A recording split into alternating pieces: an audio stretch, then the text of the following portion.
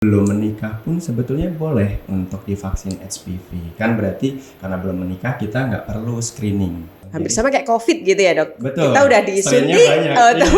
besok lagi ada COVID baru, tuh kena lagi tuh. Iya, Ya, baik, karena Dok. macamnya banyak sekali. Sekarang bahkan ada vaksin yang bisa mengcover sampai 9 jenis virus HPV.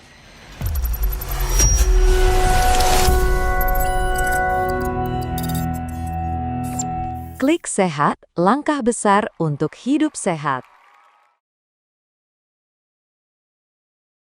Assalamualaikum warahmatullahi wabarakatuh. Halo Sobat Suwondo dimanapun Anda berada. Selamat datang di podcast Klik Sehat, langkah besar untuk hidup sehat. Senang sekali saya Dr. Tanti dapat kembali menyapa Sobat Suwondo di akun YouTube channel RSUD Dr. Haji Suwondo Kendal. Nah, pada episode kali ini tentunya tak kalah menarik dengan episode sebelumnya, di mana kali ini kita akan membahas tentang salah satu penyakit yang masih menjadi ancaman serius bagi perempuan di Indonesia. Penyakit apakah itu? Ya, kanker serviks atau kanker leher rahim. Penyakit ini sebenarnya merupakan penyakit yang bisa dicegah, mungkin bisa sebelum terjadi kejadian kanker serviks ini bisa dicegah dengan pemberian vaksinasi HPV dan melakukan pemeriksaan screening secara rutin.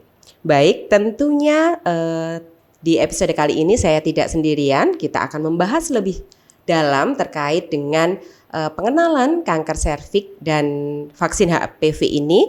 Telah hadir bersama saya salah satu dokter spesialis kebidanan dan kandungan di RSUD Dr. Haji Suwondo Kendal.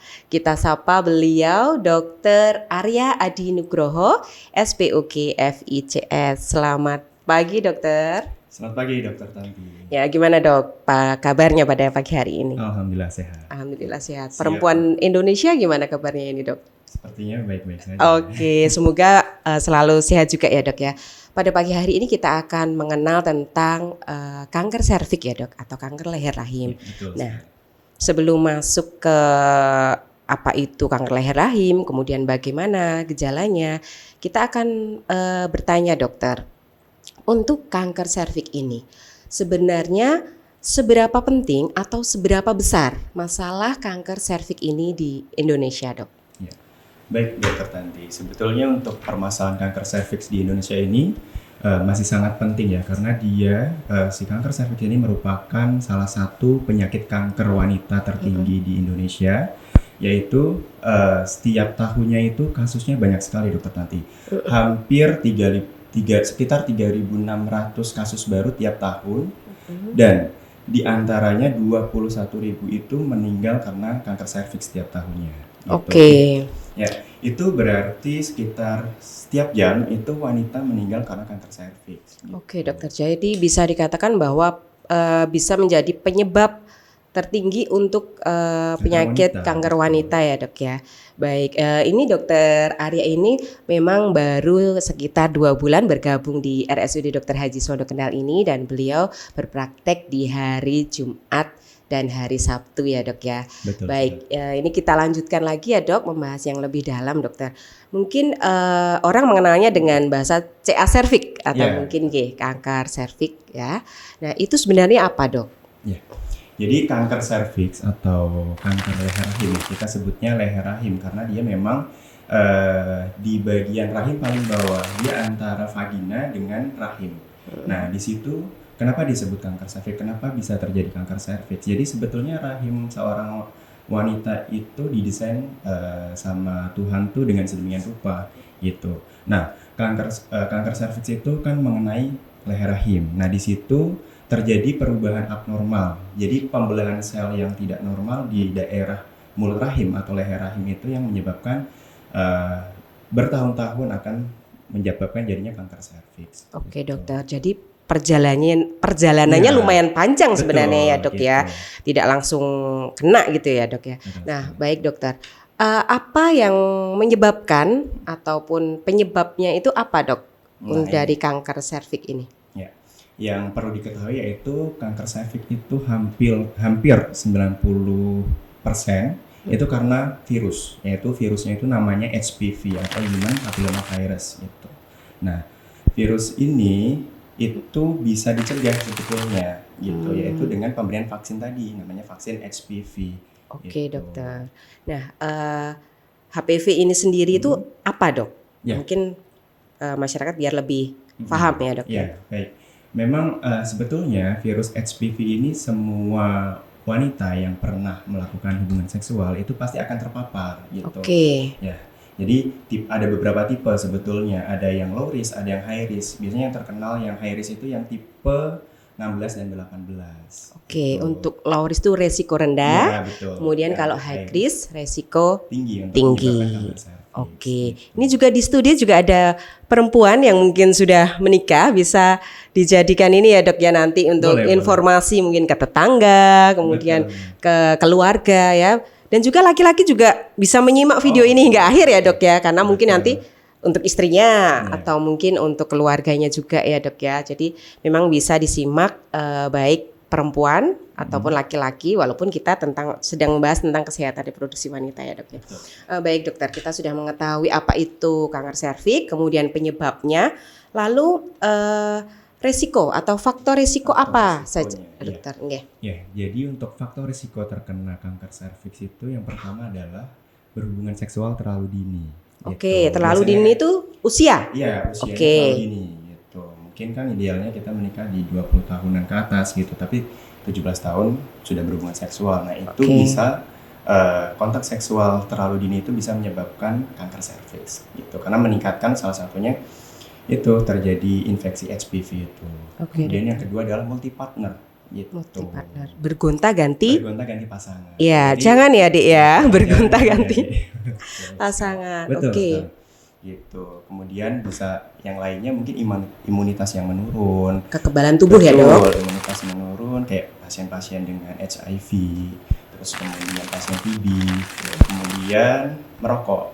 Merokok. Ya, merokok itu disinyalir dia akan menurunkan imunitas gitu. Oh. Juga kan radikal bebas. Oke, dokter. Jadi bisa mengganggu keseimbangan di area kelenjar-kelenjar yang ada di serviks. Oke, dokter. Jadi itu tadi faktor resiko yang bisa meningkatkan ya, dok ya. Iya, betul. Walaupun ya. Kemudian ini dokter, untuk pencegahan dokter. Tadi kan dikatakan di awal bahwa sebenarnya penyakit ini tuh bisa dicegah, Betul sekali. ya, Iya. karena prosesnya lama. Mm-mm. Nah, pencegahannya dengan tadi dikatakan vaksin HPV, dokter. Mungkin bisa dijelaskan, dok, vaksin HPV itu, dokter. Iya, sebelum ke situ saya mau jelaskan dulu. Jadi sayangnya ya, setelah yang kita tahu di Indonesia ini kan angkanya sangat tinggi. Betul. Kayak setiap jam itu bisa meninggal satu orang karena kanker serviks, dan memang rata-rata karena kegagalan screening atau cakupan screening yang rendah itu yang menyebabkan itu, karena masyarakat belum sadar nih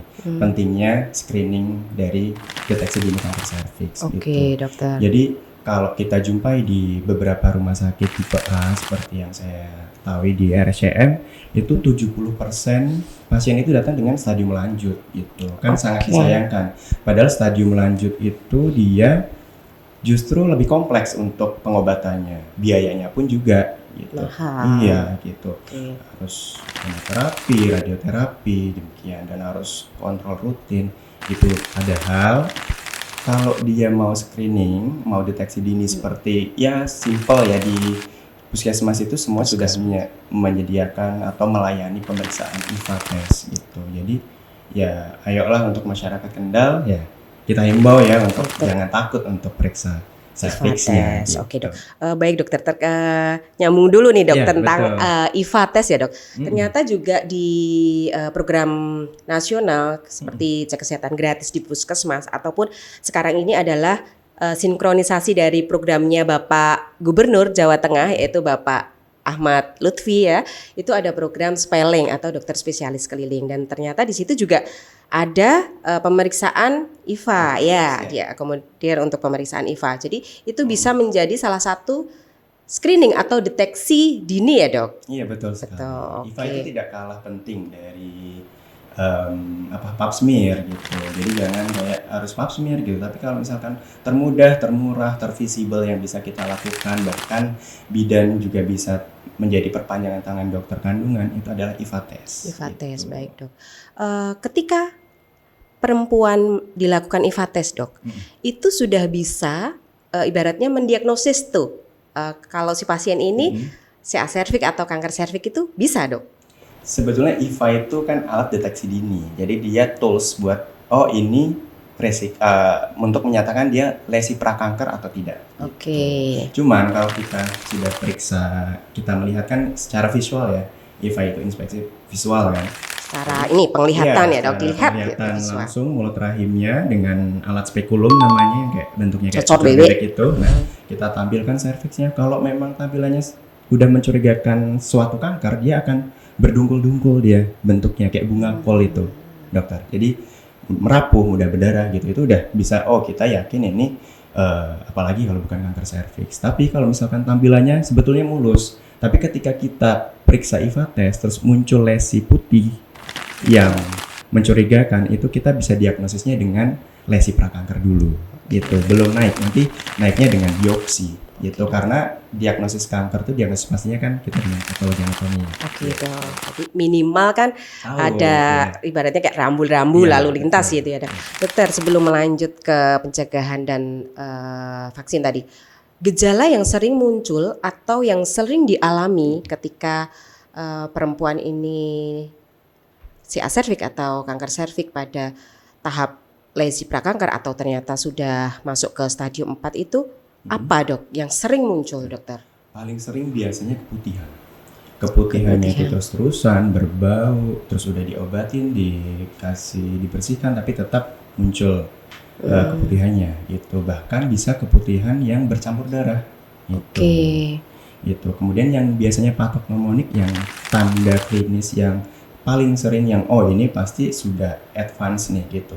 Sudah ini kayaknya udah mulai lanjut nih, udah tahap lanjut nih. Itu biasanya namanya postcoital bleeding, yaitu terjadi keluar flek-flek darah itu biasanya setelah berhubungan. Setelah berhubungan. Perhatikan ya ibu-ibu yang sudah menikah, setelah berhubungan ketika ada mungkin perdarahan ya. Setiap berhubungan kok perdarahan. Nah, itu bisa menjadi salah satu tanda ya dok ya. Tadi patognomonis itu maksudnya yang paling khas ya dok ya. Betul. Ciri khasnya tadi ada keputihan. Mungkin keputihannya tidak seperti keputihan yang biasa ya dok. Kalau jamur kan karakteristiknya kayak orang mau haid misalkan tuh kan kadang keputihan. Kan lebih encer-encer, keputihan normal yang fisiologis. Oke, ini yang abnormal atau tidak normal. Ada lagi dokter, keputihan sudah, kemudian perdarahan setelah berhubungan. Bisa tidak kalau perdarahannya tidak ya? Bisa, bisa. Jadi mungkin perdarahan di luar siklus haid yang kita perlu curigai, tapi dia tidak tergantung siklus haid dan banyak gitu, bukan flek-flek. Kalau flek-flek biasanya itu karena polip gitu. Tapi kalau perdarahan pervaginam lumayan banyak, tiba-tiba nggak ada apa-apa, belum jadwalnya haid kok muncul, itu ya bisa dicurigai itu. Dan ada bau khasnya juga biasanya. Biasanya kalau perdarahannya banyak itu berarti udah cancer gitu. Oke dok. Jadi perdarahan di luar siklus haidnya ya dok? Perdarahan di luar siklus haidnya. Nah dia kan tadi yang saya bilang, struktur kanker itu rapuh gitu, kayak berdunggul-dunggul kayak bunga kol. Istilahnya kayak kesenggol dikit aja dia mudah berdarah. besar. Mudah rapuh ya dok ya. Baik dokter. Asal enggak hatinya yang rapuh ya. Betul juga, ini lebih baik rapuh di hati atau rapuh berat semua. Betul, berat semua ya dok ya. Baik dokter, selain itu dok, ada nyeri-nyeri gitu nggak dok? Ada pasien tuh datang misalkan nyeri perut itu? Betul, abdominal pain juga bisa, cancer pain biasanya kita sebutnya kalau kita didiagnosis. Jadi kalau biasanya dia sudah advance karena dia udah menyebar ke rongga panggul, kemudian mengenai saraf di situ pasti akan menimbulkan nyeri tentunya. Abdominal pain itu maksudnya nyeri pada area perut ya, pada area perut. Itu nyerinya memang kadang kan itu ya dok, pasien itu namanya pasien pokoknya nyeri, ada yang kerual-kerual, ada yang maksudnya nyeri seperti diperas. Itu ada khasnya enggak dok? Nyeri di area mana misalkan? Sebetulnya dia nyerinya intensitasnya terus-menerus. Jadi gitu. Yang tidak menghilang. Gitu. Nggak ada siklusnya sebetulnya, kayak nyeri menetap Oke, nyari menetap ya dok ya. Baik dok. Mungkin tadi bisa dilanjutkan dokter untuk yang HPV. Oh iya, Iya, hampir lupa. iya dok. Gitu. Jadi untuk vaksin HPV ya. Gitu. Jadi untuk vaksin HPV itu memang kita sendiri di Indonesia ya sudah dari Kemenkes sudah mencanangkan program vaksin HPV. Udah sangat bagus menurut saya ya karena dia bisa memfasilitasi untuk kesehatan reproduksi wanita sejak dini. Oke. Jadi sasarannya adalah saat bias. Jadi anak-anak SD kelas 5 kelas 6 nih, Dokter Tanti yang diberikan imunisasi. Oke. Gitu. Bias itu bulan imunisasi anak sekolah ya betul. dok. Di kelas 5 dan kelas 6. Anak saya juga kelas 5 sama kelas 6 kemarin dok. Dua-duanya sudah betul. Alhamdulillah. Dari program BIAS itu ya dok, Iya, Pekan betul. Imunisasi Nasional. Baik dokter, kemudian tadi untuk HPV yang diakomodir oleh pemerintah yang gratis kan kelas 5 dan kelas 6 dokter. Iya, betul. Kemudian usia berapa aja dokter harus divaksin misalkan tuh dok, yang sekarang belum tahu gara-gara ada podcast ini jadi tahu oh ternyata butuh nih ya HPV. Di usia berapa selain dari kelas 5 SD dan kelas 6 SD? Iya. Baik, selain dari program pemerintah itu ya, berarti mungkin yang sudah kelewat gitu, udah Ya. lewat dari 15 tahun, belum menikah pun sebetulnya boleh untuk divaksin HPV. Kan berarti karena belum menikah kita nggak perlu screening. Ya, Ya. anggapannya Belum melakukan hubungan seksual. berarti normal. Tapi kalau sudah pernah melakukan hubungan seksual, alangkah baiknya dilakukan screening.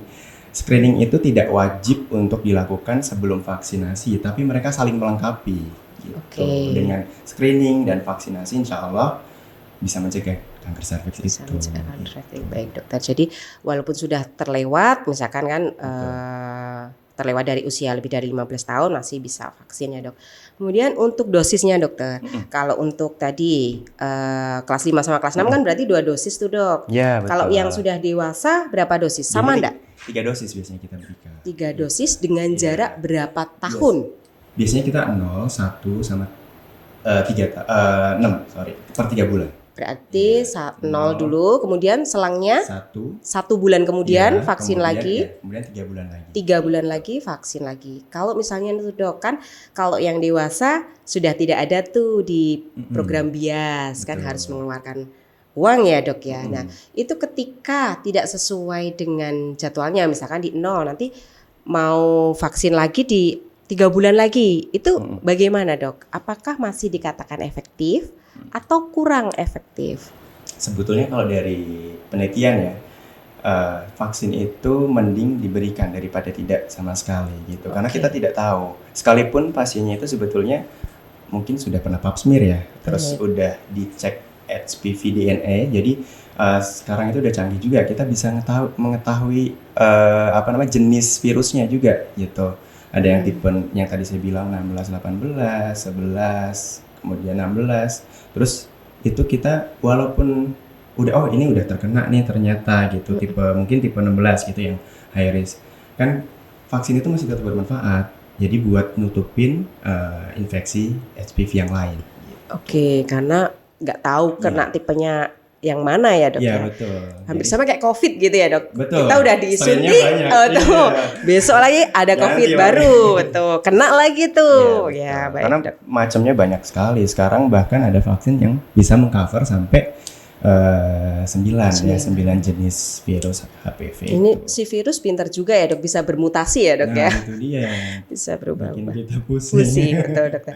Baik dok, kemudian untuk HPV sendiri, itu jenis vaksinnya ada berapa tuh dok? Kan tadi dikatakan ada yang tipe ini, tipe ini, tipe ini. Nah itu ada berapa jenis dokter untuk vaksin HPV? Jadi tipenya tuh saat ini paling tinggi yang tadi saya bilang. Ada yang mengcover 9 virus HPV, kemudian ada yang 4 yang 6, 11, 16, 18 yang high risk. Kemudian ada yang cukup 2 tipe yang high risk yang 16, 18 gitu, yang bivalen. Yang bivalen tuh yang 2 tipe yang sering menjadi penyebab tersering ya dok ya, menjadi paling penyebab. tinggi menyebabkan kanker serviks. Oke dokter, terus kemudian kalau pasien yang tadi sudah dewasa, belum menikah, terus tanpa dilakukan IVA test atau pap smear itu tetap bisa dilakukan langsung vaksin ya dok ya, boleh. langsung vaksin tanpa harus Tapi lebih amannya memang Betul. screening Ya. dulu. Alangkah lebih baiknya saling melengkapi mereka. Oke dok, mungkin bisa lebih dijelaskan lagi dok, screening apa saja ketika perempuan ini sudah dewasa tuh, apa yang harus mereka lakukan? Pemeriksaan screening apa sih yang harus dilakukan oleh perempuan Indonesia ini? Baik, jadi tentunya untuk mendeteksi kanker serviks ini yang pertama yang perlu kita waspadai yaitu tanda gejala dulu tadi. Ada nggak tanda gejala yang kayak keputihan, postcoital bleeding yang berdarah setelah berhubungan, kemudian mungkin berat badannya menurun, perdarahan, jalan lahir yang tanpa sebab di luar siklus haid. Itu salah satu yang bisa bikin awareness ya. Jadi seorang perempuan, oh kalau kayak gini saya harus periksa nih gitu. Peduli gitu Ya, dok. peduli sama Diri keadaan sendiri. serviksnya ya. Kemudian yang kedua, kalau sudah demikian pencegahannya yaitu pertama deteksi dini kanker serviks dengan IVA test atau pap smear itu. Atau bisa dikombinasi dengan plus minus tadi HPV DNA. Jadi untuk mengetahui jenis virus HPV-nya itu apa gitu. Oke, selain itu berarti cukup itu ya dok, Ya, itu screeningnya yang ya. primernya ya. Kemudian yang sekunder kita bisa untuk vaksin itu. Gitu. Oke, jadi ada screening atau deteksi dini secara pemeriksaan dan kemudian secara pencegahan untuk vaksinasinya ya dok Betul. ya. Baik dokter, mungkin kita ada yang ingin bertanya dok di Boleh, studio ini biar agak cair ya dok untuk suasana podcast kita kali ini. Ada pertanyaan dari teman-teman di studio dok. Ada yang ingin ditanyakan? Oke, Ya, silakan. Kalau untuk HPV, tadi HPV, vaksin HPV nih, itu resiko terkenanya untuk yang laki-laki itu bisa nggak dok? Maksudnya vaksin HPV boleh nggak Boleh, iya. digunakan buat Maksudnya- laki-laki gitu iya, ya? maksudnya kayak yang program pemerintah itu kalau nggak salah dilebarkan untuk anak laki-laki usia 11 tahun nih kalau nggak salah. Itu juga diminta vaksin, dihimbau untuk vaksin HPV juga. Ah, Ya, bagus betul. nih, Pertanyaannya silakan bagus dok. ya, gitu. Bisa untuk Mungkin- laki-laki di luar sana juga ya dok ya. Ya, jadi virus Bisa. HPV itu kan human papillomavirus, dia biasanya manifestasinya seperti kutil gitu. Jadi kalau misalkan di laki-laki bisa terjadi infeksi virus HPV itu gitu. Jadi bisa kutil kelamin, kutil anogenital ya. Jadi bisa di dubur gitu Terus? juga bisa terjadi infeksi virus HPV gitu. Makanya juga perlu diberikan vaksin HPV. Itu mungkin buat yang berisiko Yang berisiko. biasanya gitu. Oke, jadi vaksinasi HPV bisa diberikan untuk perempuan dan Laki-laki. untuk laki-laki ya. Oke. Mungkin tertarik mau vaksin HPV. Tapi hati-hati tadi dengan kutil ya. Oke, karena ternyata selain kutil pada perempuan, di laki-laki juga bisa di Betul area sekali. anus tadi ya dok ya. Mungkin yang sering Atau berhubungan. ya, Oke, dari penis juga ada. Dari penis juga ada. Karena itu tadi ya dok, transfer dari atau pemindahan si virus HPV ini kan melalui hubungan Kontak seksual. seksual. betul. Tidak ada selain itu dok. Ada. Jadi Apa? Jadi jangan beranggapan semuanya itu karena virus Oke, iya, gitu. betul. Tapi hanya sebagian kecil ya. Saya pun selama pendidikan saya baru menemui satu pasien yang terkena kanker serviks non HPV related gitu. Oh, Jadi nggak oke. terkait dengan virus HPV. HPV. Gitu. Tapi Jadi- ternyata Kanker Kanker serviks. gitu, pasiennya nona gitu. Jadi masih bisa terkena kanker serviks. Kenapa? Itu ada yang namanya varian neuroendokrin. Tapi penyebab pastinya belum diketahui. Kejadian sangat kecil, 1-2% dari seluruh kejadian kanker Oke, serviks. oke. gitu. Jadi kita lebih aware yang walaupun yang sebagian besar memang dari Ya. virus HPV ya dok ya. Tapi kan masih ada Ya, persentase. ternyata ada nih. Oh iya, gitu ternyata ya. ada nih. Di luar infeksi virus HPV ternyata masih Masih bisa. terkena, Oke. gitu. Ada pertanyaan lagi? Silahkan ya. Ini dari sisi tadi dari sisi laki-laki sekarang perempuan dok. Baik dok, misal perempuan belum pernah menikah dan belum pernah berhubungan, ini gimana waktu Oke, bisa beresiko apa enggak gitu ya? resiko untuk terkena kanker serviks juga apa enggak? Oke, itu dok. Yang belum menikah tapi belum berhubungan juga ya, belum berhubungan seksual. Baik, Jadi pertanyaannya adalah seorang wanita belum menikah, belum berhubungan seksual, apakah perlu? apakah masih bisa terkena tadi CA Nah itu tadi saya bilang Mbak. Jadi nggak semuanya karena infeksi HPV. Jadi bisa yang tadi karena varian yang karena neuroendokrin type CA cervix. Jadi memang penyebabnya belum diketahui dengan pasti. Kemungkinan biasanya sih karena mutasi genetik gitu, di daerah. Oke. Termasuk dari yang 1-2% kejadian tadi ya Betul, dok ya. betul. Oke, jadi memang tetap harus waspada. Oh baik dokter, ini kayaknya tadi udah lumayan banyak sekali ya dok informasi tentang kesehatan reproduksi ini dok. Baik dokter, kita akan masuk ke segmen mitos atau fakta. Oke dok, Ya. nanti bisa ini ya dok, ada ya Siap. ada semua untuk mitos atau fakta dari mitos-mitos yang beredar, mitos-mitos atau fakta-fakta yang beredar di masyarakat ya dok. Siap. Oke, yang pertama ini ya dok, kanker serviks merupakan penyakit keturunan. Kanker serviks Merupakan penyakit keturunan. Mitos ya, tadi sudah dijelaskan ya dok bahwa itu dari infeksi virus. Kemudian yang kedua, kalau tidak ada gejala berarti pasti tidak menderita kanker serviks. Mitos. Bisa dikasih penjelasan sedikit dokter? Jadi tidak semuanya kanker serviks itu akan bergejala gitu. Contohnya tadi yang masih muncul lesi-lesi prakanker seperti mungkin masih terjadi displasia gitu. Displasia apa dok mungkin? Jadi Ya. perubahan dari komponen sel di serviksnya gitu. Jadi Di leher rahim. Ya, mulut rahimnya itu harusnya sel-selnya kan namanya sel itu akan melalui proses pembelahan gitu. Kalau pembelahannya dia nggak normal, yang biasanya kan namanya kanker tuh pembelahannya dia berkali-kali lipat dari yang sel-sel normal ya. Nah itu dia. Ya. Jadi mitos ya dok, walaupun nggak bergejala bisa berada di fase lesi prakanker. Itu nyambung dok. Berapa lama dok? Berapa lama sih sebenarnya antara lesi prakanker sampai ke kanker? Ya. Bisa berapa tahun Ya. itu dok? Itu cukup lama durasinya, bisa 6-10 tahun. Wow, jadi memang ini banget ya dok ya. Ya, Maksudnya range-nya dikiranya nggak apa-apa. Ya, gitu. Oke, next. Vaksin HPV menyebabkan kemandulan. Mungkin takut dok mau divaksin karena jangan-jangan nanti habis divaksin malah mandul. Misalkan untuk usia-usia yang produktif masih pengen memiliki anak gitu. Takut efek samping tuh namanya vaksin kan kadang kayak gitu. Gimana dok? Pegel-pegel aja sih. Iya sebenarnya. Jadi mitos. Oke. Dari penelitian sih di jurnal internasional belum pernah ya dari sampelnya yang mengalami kemandulan. Itu kan juga sampelnya udah banyak, efek sampingnya paling ya karena efek Betul. Jadi kayak biasa Ya, kemarin di vaksin dampak ya. MR gitu ya dok, nyeri biasa gitu ya. Tidak sampai ke kemandulan atau infertilitas ya dok ya. Betul sekali. Oke, Ya, ada next. Wanita yang sudah menikah boleh mendapatkan vaksin.